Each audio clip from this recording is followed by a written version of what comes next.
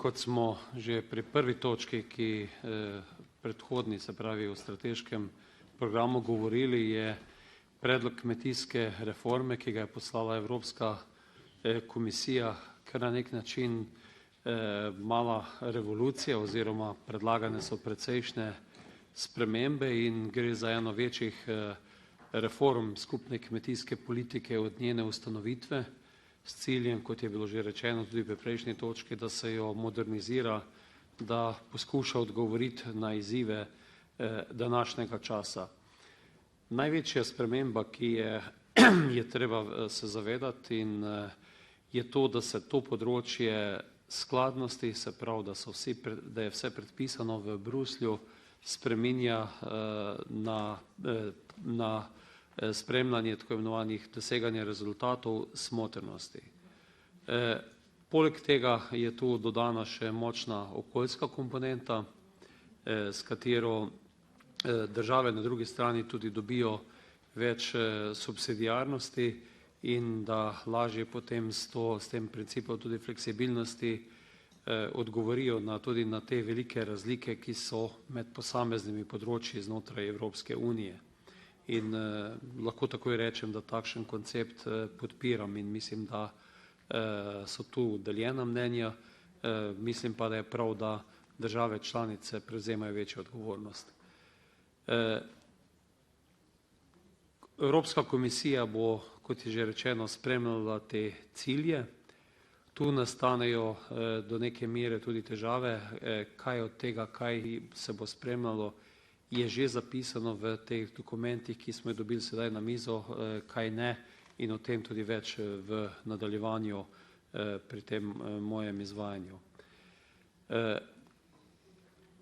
Zmanjšanje tega upravnega bremena, poenostavitev je tisti ključni cilj, ki bi naj se tudi sledil v tem novem modelu. Vidimo, da se prejšnji prvi in drugi steber združita v skupno uredbo, to strateško uredbo, s katero se potem na nacionalnem nivoju dogovori, kaj se bo izvajalo, v katero smer se bo šlo. Tu moram reči, da nastaja kar ena določena dilema, ali je ta poenostavitev predvsem za države članice vidna iz tega dokumenta ali ne, ali bo mogoče celo predvsem na državah članicah več tega upravnega bremena, kot ga je bilo v preteklosti. Zagotovo je na področju spremljanja na posameznih kmetijah zelo dobrodošlo in pozdravljam to, da se zmanjša število kontrol, da to, kar so doslej delali revizorji državnih agencij, tudi včasih evropski revizorji, spremljamo s pomočjo satelitske mreže, ki je sedaj zgrajena, da ne obremenjujemo toliko ljudi. Pri samem spremljanju dosege teh ciljev pa mislim, da še kar nekaj neznank, in tu je tudi Računsko sodišče opozorilo na to, ali je dokument dovolj eksakten ali ne v tem delu. Poleg že omenjenega strateškega dokumenta, te uredbe, o kateri sedaj govorimo, se pravi o financiranju in upravljanju, je tudi še pomembna uredba o kmetijskih trgih, ureditvi trgov, in vse skupaj uredbe pokrivajo te osnovne cilje, o katerih smo tudi že govorili pri prejšnji točki, od povečanja konkurenčnosti, inovativnosti, tudi povezovanja na kmetijah, kar je zelo izpostavljeno z novimi možnostmi, že bilo v omnibusu, odgovori na konvergenco, tako zunanje, se pravi med državami, kakor tudi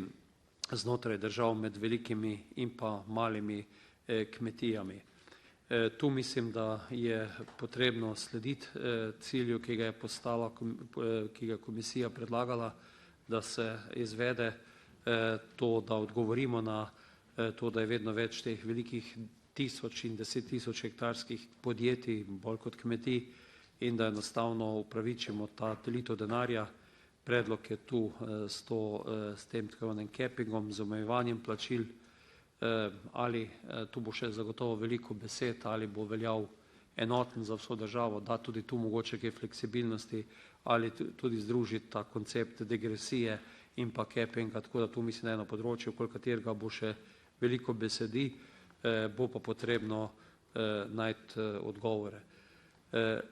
Prav tako je bilo včeraj na odboru za kmetijstvo, ki smo to obravnavali, kako na nek način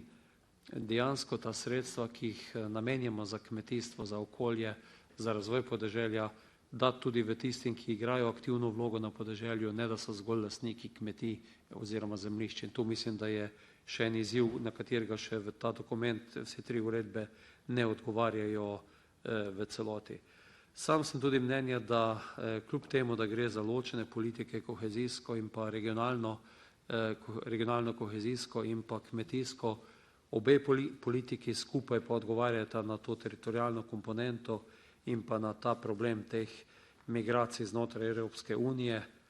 ki mislim, da so premalo zajeta oziroma v okrovnem finančnem dokumentu, se pravi večletnem finančnem okvirju z okrnitvijo teh 2 politik, se bojim, da bomo zelo težko vse te cilje dosegli, čeprav mislim, da bi bila ta kohezivnost Evrope, ki jo lahko dosežemo s tema 2 politikama, ključna in je enako pomembna za moje pojme kot dvig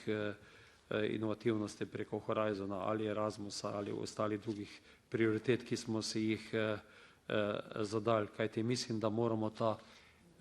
to selitev, ki gre zelo na hitro iz podeželskih območij v mesta in pa iz revnejših regij držav v bogatejše države zaustaviti, kajti v nasprotnem primeru bomo imeli velike težave in tu rabimo koordinirano politiko,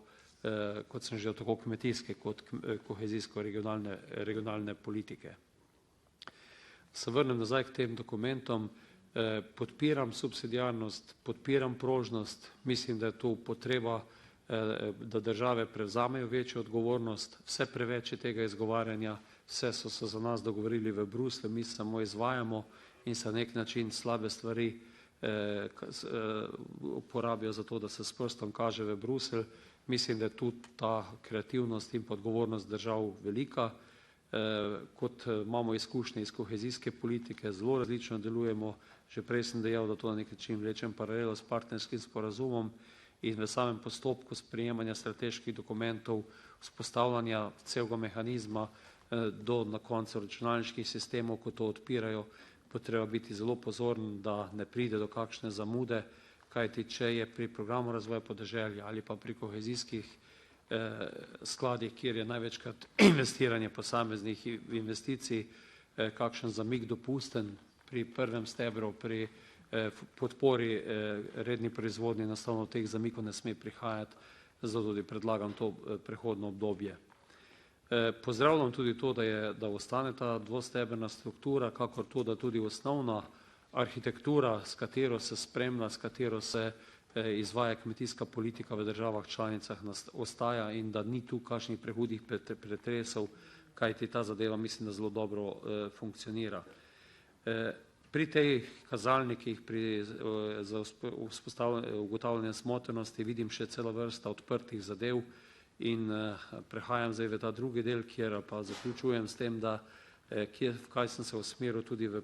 predlaganih amandmajih. Prvič, večjo vlogo parlamenta, zato predlagam, da se cela vrsta stvari, ki so zdaj predvidene, da se uredijo z delegiranimi akti, da jih kar spravimo znotraj teh uredb in da ima na ta način tudi parlament večjo vlogo pri izvajanju te politike in kreiranju politike, da ne bo preveliko stvari prepuščeno kasnejšim izvedbenim aktom in mislim, da je tu ključna vloga parlamenta, da odda, kajti sicer da da svojo noto v tem delu, kajti na nasprotnem primeru bo ta bojazen, da se bo skupna politika razvodenila in bo postala nacionalna, lahko še bolj vzpostavila, zato mislim, da je prav, da imamo čim več zapisanega znotraj osnovnih dokumentov. Prav tako predlagam, da komisija tudi v teku izvajanja kmetijske politike poroča parlamentu, da se parlamentu vidi, kako se prijema ta nov koncept na terenu in da je, če potrebno, potem tudi kakšno spremembo upravi, kot smo jo lansko leto v omnibusu. Že prej sem omenil, da predlagam, da se ne slepimo že zdaj, da bomo to politiko začeli izvajati z letom 2021, vemo okoliščine, v katerih se sprejemajo dokumenti in sam predlagam dvoleten prehodni rok, kajti po tistem, ko bo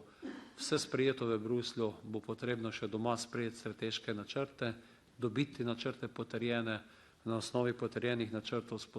spostaviti nov IT sistem in to je nemogoče, teoretično nemogoče, da bi se začel zdaj, mislim, da bo 2 leti minimalno potreben prehodni rok, da se bo to izvajalo, da se bo začela izvajati politika. Prav tako predlagam, da v poročanje držav članic, ki so zelo striktna po tem nadaljevanju, da se bo ugotavljala ta smotrnost, da poročilo ne zahtevamo že 15. februarja, ampak 15. aprila, kajti mislim, da je potreben nek določen rok za kvalitetno pripravo tega poročila.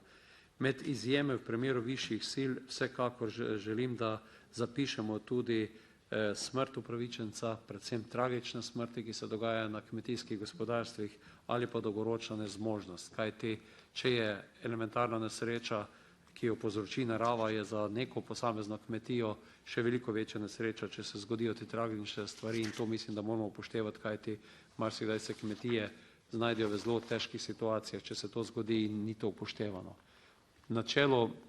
sorazmernosti mislim, da je zelo pomembno in ne vidim nobene potrebe, da bi se teh 7 milijonov upravičencev tretiralo enako kot tistih nekaj 100 tisoč upravičencev za kohezijska sredstva in da je sedanji obstoječ sistem objave rabe teh sredstev, ki ga zdaj upravijo agencije, primeren, zato ga enostavno povzemam iz prejšnje uredbe, horizontalne uredbe. Mislim, da tudi ni potrebe, da tiste prejemnike izpod 1250 evrov bistveno obremenjujemo s tem poročanjem in da na ta način zagotovimo to poenostavitev za uporabnike. Toliko v uvodu, veselim se nadaljne razprave in pa amandmajev, ki bo zagotovo veliko, kot jih je vedno za kmetijske urede.